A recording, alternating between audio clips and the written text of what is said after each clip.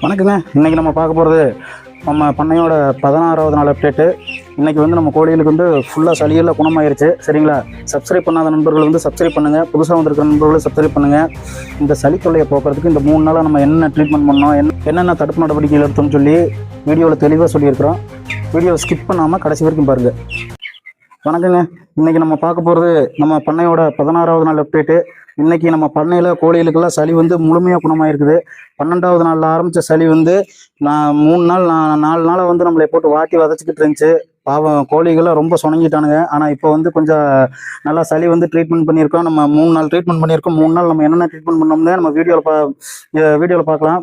அதாவது நேற்று நைட்லேருந்து சடனாக வந்து தீனி தண்ணி ரெண்டுமே ரைஸ் ஆகிருக்கு. இது ரொம்ப நல்ல விஷயம். தண்ணி நைட்டில் வந்து 500 லிட்டர் போகுது, பகலில் வந்து 700 லிட்டர் போகுது. ஒரு நாளைக்கு 1200 லிட்டர் தண்ணி போகுது. தண்ணி ரைஸ் ஆகிருக்கு. சளி வந்து குணமாகும் போது தண்ணி தீனி ரெண்டுமே ரைஸ் ஆகும்.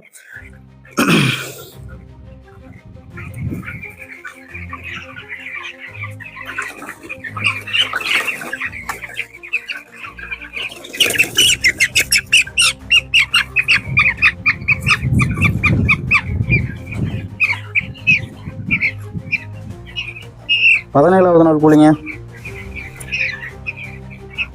நல்லா இருக்கா? இது ஆற்றுல நல்ல முழுமையாக குணமடைஞ்ச 17வது நாள் கோழி பாருங்க. இப்போ சளி இருக்கிற கோழி எடுத்து காட்டுறேன் பாருங்க.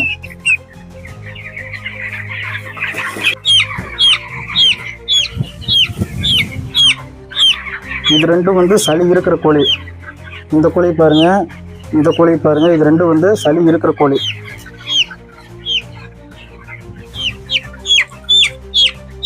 இந்த மாதிரி கோழிகளை வந்து நம்ம தனிமைப்படுத்திடணும். மற்ற கோழிகளோடு விடக்கூடாது. எடுத்து தனியாக வந்து ஒரு இடத்துல வச்சிடணும்.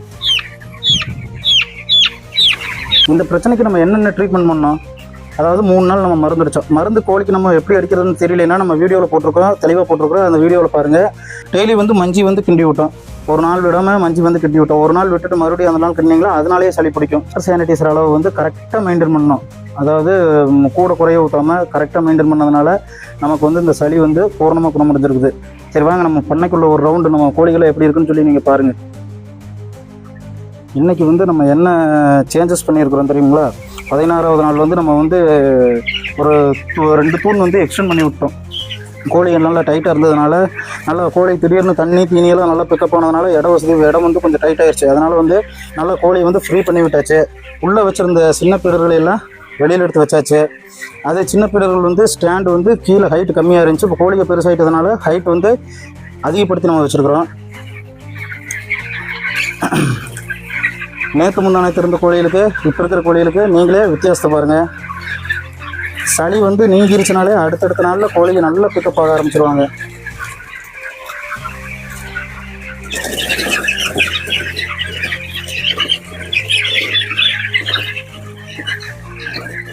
பாருங்க.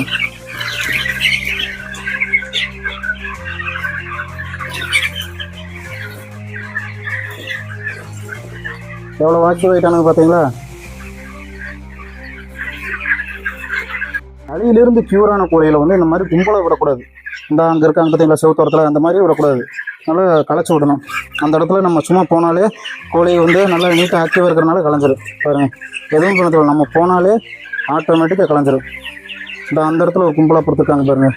இந்த மாதிரி தவறுகள் தான் நம்ம பண்ணுறது. அந்த மாதிரி கும்பலாக இருக்கிற இடத்துல படுத்துருக்கும் போது நம்ம உள்ளே போய் சும்மா ஒரு அட்டனன்ஸ் போட்டோம்னா களைஞ்சிடும். நம்ம எக்ஸ்டெண்ட் பண்ணியிருக்கோம் பாருங்கள். புது இடம்ங்கிறதுனால அங்கே கோழியை சரியாக போகலை. கொஞ்சம் அப்படியே மதியத்துக்கு மேலே அப்படியே போயிடும்.